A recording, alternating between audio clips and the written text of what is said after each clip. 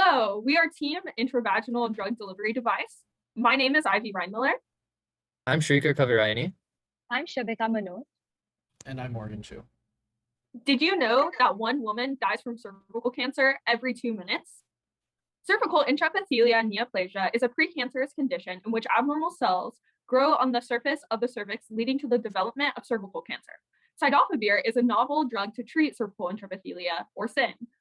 Cidofovir must be delivered directly to the cervix to be effective, and typically patients need treatments daily for long periods of time or even the rest of their lives. Therefore, the drug must be delivered at home. Current methods of delivering the drug include applying the medication to the cervix via the patient's fingers. The current drug application method is very imprecise and messy. This is why our group must design a solution. Our group must engineer an intravaginal drug delivery device which can precisely administer 0.5 milliliters of cidofovir drug to the cervix. The patient has to have immediate understanding of the device's insertion method with minimal assistance. After consultation with our client and reviewing secondary literature, we created our design criteria, which is displayed here.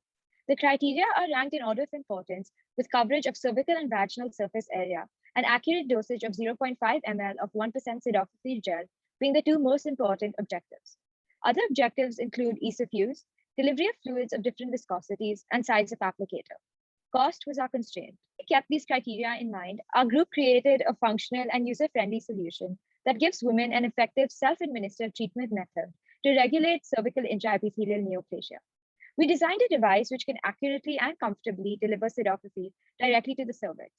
It consists of a syringe with an extension encased with an outer tube, attached to a bowl-shaped cap that will cup and deliver cidofovir gel to the cervix.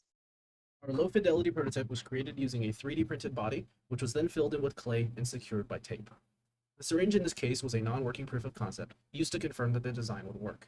This prototype was non-functional, but it allowed us to determine that the design was viable and that we could proceed with this design's development. Here is a quick demonstration of how our low-fidelity prototype works.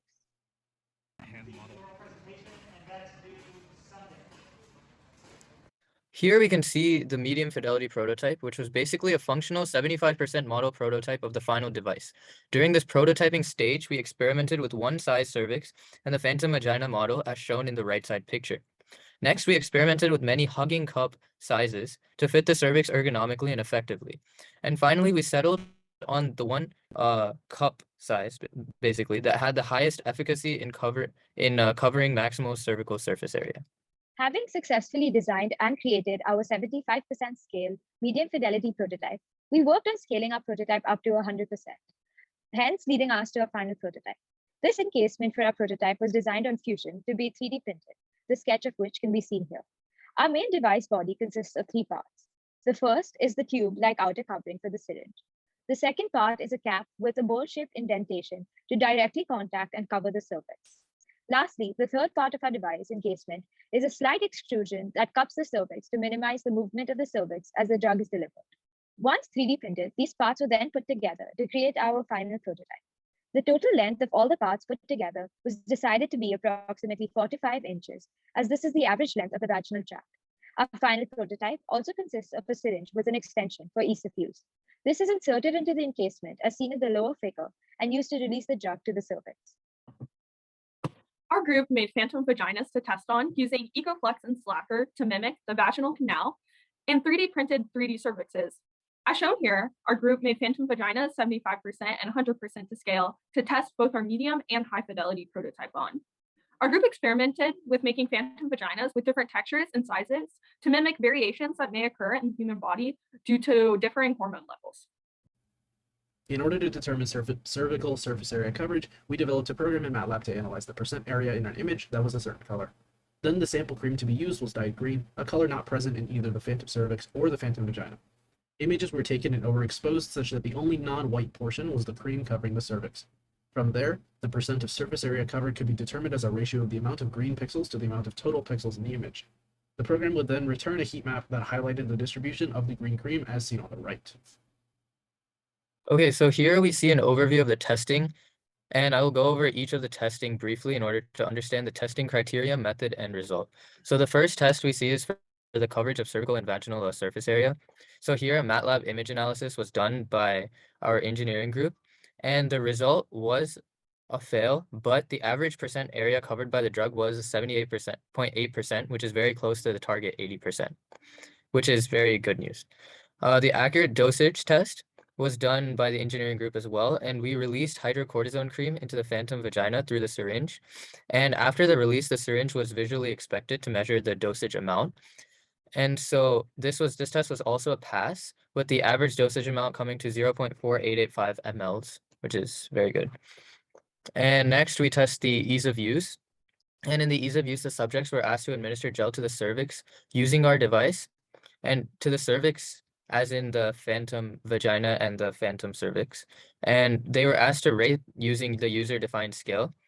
And this test was also a pass and success, as our average user score was a 4.225 out of 5. And our next test was the delivery of viscous fluids. So our engineering group released 4 fluids with varied viscosities in order to test if we could kind of deliver any fluid with any viscosity. And we released this fluid into the phantom vagina, and the syringe was also visually inspected after release to measure the dosage amount. And this test was also a pass with an average dosage amount of 0.479 ml. And last but not least, the size of the applicator was measured by the engineering group, and the diameter and length of the syringe encasement was measured using a caliper. And this was also a pass, with the average diameter with the cup being 3.32 centimeters, without cup being 2.86 centimeters, and average length being 11.67 centimeters. And here's a link to the video explaining the final prototype. We have our phantom vagina, model cervix, and final prototype here of our syringe device. And right here we see the phantom model cervix. And we made many textures of these, and we kind of 3D printed it with different sizes as well. So for this test, we are using this specific cervix. And here's the phantom vagina, and this will kind of act as our vaginal tract. And so we'll put this on top of the cervix, like this. And this kind of models our vaginal tract with the cervix. And Ivy will now kind of administer our syringe device and the drug to the cervix. And so, yeah. Okay, so the idea behind our device is this lip around the encasement for the syringe acts as something that grabs the cervix and puts it into place. This part of the encasement for the syringe is indented, so essentially it presses against the cervix so that when the medication is distributed, it squishes out in a way and covers the entire surface area of the cervix. So I'll go ahead and demonstrate. So we're gonna insert the syringe into the vagina, and then we're going to distribute the drug, and then we're going to remove it from the vagina.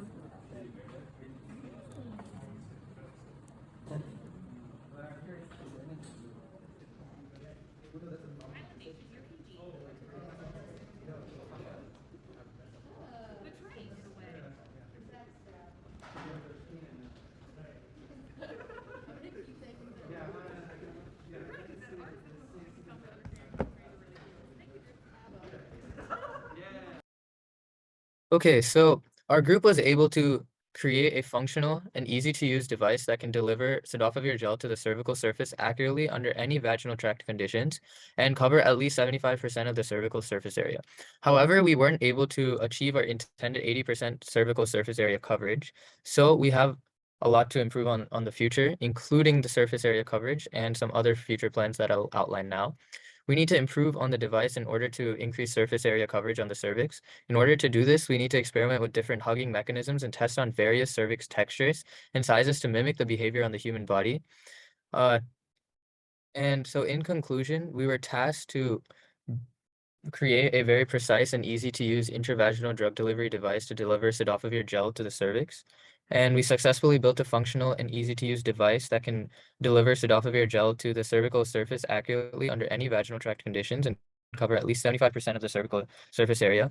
We use many testing methods for validating our device, including the essential image processing tests in MATLAB, which made us aware of the cervical surface improvements. And next, we would like to improve on coverage of cervical surface area, building a device that's compatible with any 1 ml syringe on the market, and building the device with biocompatible materials. And so in order to build this device with biocompatible materials as well, we need to gain some funding and also contact some labs that are working on similar vaginal inserts to understand about materials used. And that's also kind of outlined in our future plans as well. Thank you.